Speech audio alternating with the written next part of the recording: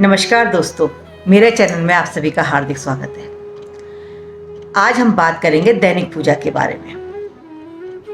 हम सब लोग अपने जीवन को सुचारू बनाने के लिए हर तरह का प्रयास करते हैं। जैसा भी हमसे अच्छे से अच्छा बन पड़ता है वो हम अपने जीवन में प्रयास करते हैं कि हम कर सकें।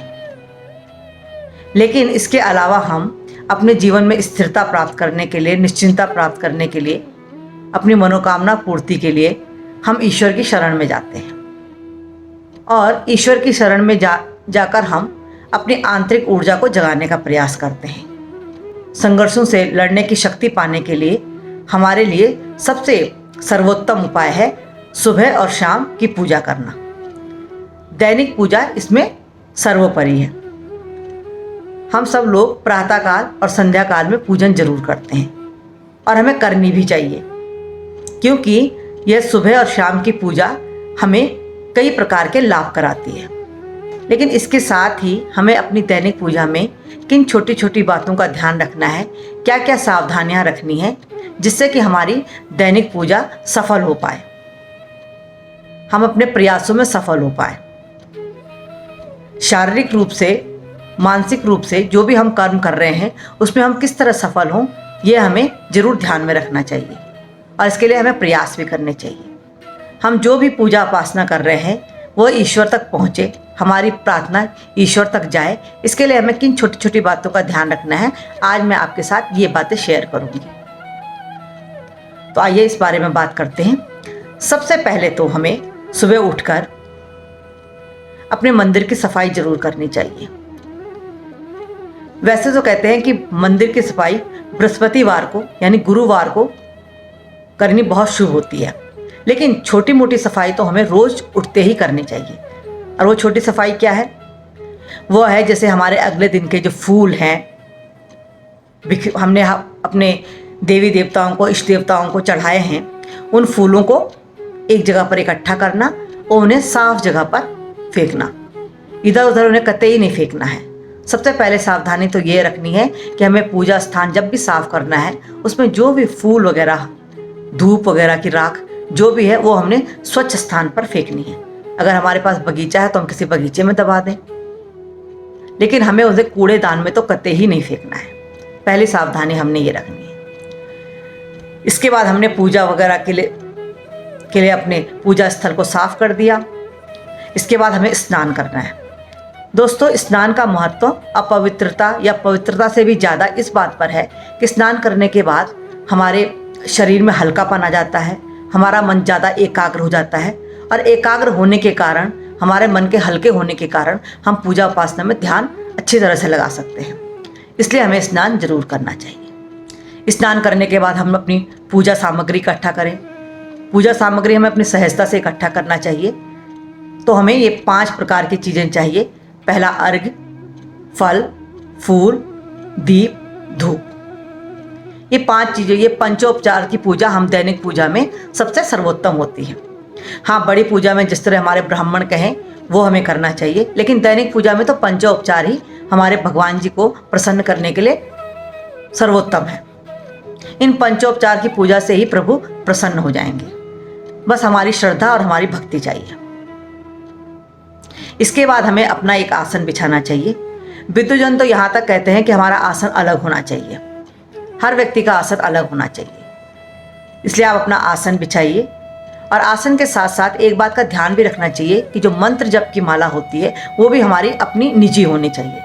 वो मंत्र जप की माला हमें और किसी को नहीं देनी चाहिए, जिससे हम खुद मंत्र जप करते हैं। तो अपना आसन हमने बिछाया। आसन ऊनी हो तो बहुत अच्छा, नहीं तो सूती भी हो तो मोटा होना चाहिए। पृथ्वी पर अपना आसन बिछाकर हम उसमें बैठे। दोस्तों, अगर किसी कारणवश हमारे पाँव में तकलीफ है, हम नीचे ना बैठ पाए, तो हम चौकी में भी आसन बिछाकर या कुर्सी पर भी आसन बिछाकर पूजा कर सकते हैं। जिस तरह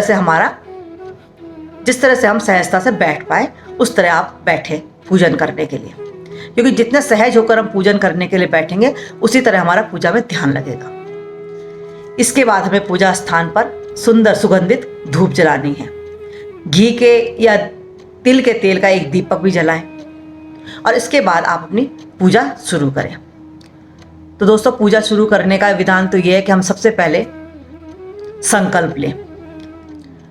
हम संकल्प लें कि हम क्यों ये पूजा कर रहे हैं और किन भगवान की प्रसन्नता के लिए पूजा कर रहे हैं और हमारा इनका इसे पूजा करने का उद्देश्य क्या है।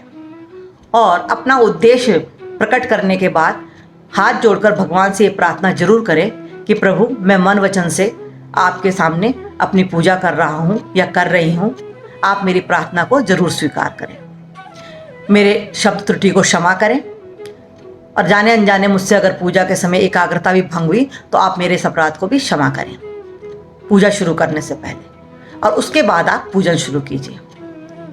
पूजन शुरू करने में जैसा कि हम जानते हैं कि हमारे हिंदू धर्म में प्रथम पूजनीय हमारे गणपति जी होते हैं, तो हमें अपने गणपति जी की स्तुति से पूजन शुरू करना है।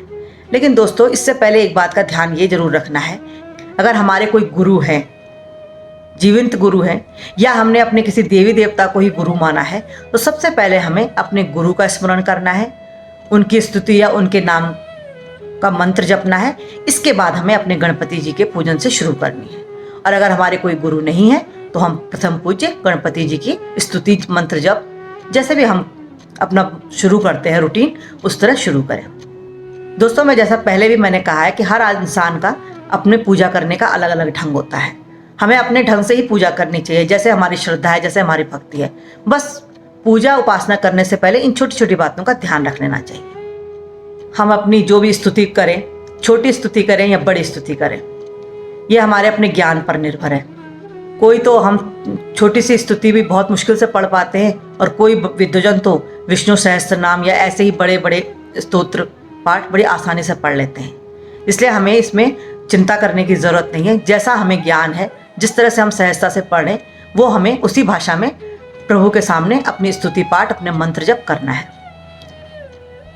भगवान हमारी श्रद्धा और हमारे विश्वास को देख रहे हैं, हमारी भाषा को नहीं। संस्कृत में जिस तरह हमारे ऋषि मुनियों ने लिखा है, उस भाषा में अगर हम पढ़ पाएँ तो सर्वोत्तम है, अन्यथा हम हिंदी में भी पढ़ सकते हैं।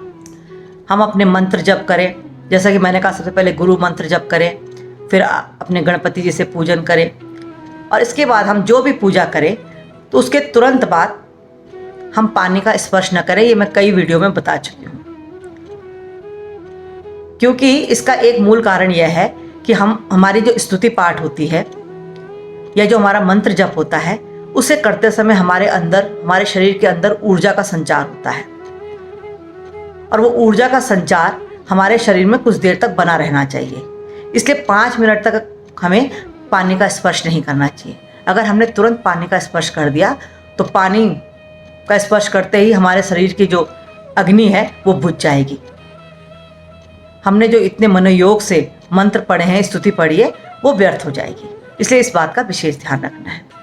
और जैसा कि मैं हर वीडियो में बताती हूँ, मंत्र जप के बाद तिलक जरूर लगाना है आसन के नीचे से, नहीं तो हमारा जप इंद्र ले जाते हैं। तो इंद्रदेव हमारे जप के फल ना ले जाए, हमें ही मिले हमारे जप का फल। इसलिए ये इस बात का भी ध्यान रखना है कि हमें अपने आसन के नीचे से तिलक जरूर लगाना है। ये मैं पहले भी कई बार बता चुकी हूँ, लेकिन इस बार फिर बता रही हूँ। तो दोस्तों, ये छोटी छोटी बातें हैं जो हमें ध्यान रखनी है। साथ ही हमें इस बात का ध्यान भी रखना है कि हमारे जो मंत्र हों, जो जप हों, जो प्रार्थना हो, वो गोपनीय रहनी चाहिए। तो दोस्तों, आज मैंने आपके साथ दैनिक पूजा उपासना के बारे में छोटी छोटी बातों पर चर्चा की, सावधानियां बताई। आशा है आपको मेरी ये बातें पसंद आई होंगी। अगर आपको अच्छी लगे तो आप कमेंट्स कीजिए, मेरे चैनल को सब्सक्राइब भी कीजिए, जिससे कि आप और हम जुड़े रहें और इसी तरह मैं आपको अपनी जिज्ञासाओं से अवगत कराती रहूं। तब तक के लिए नमस्कार।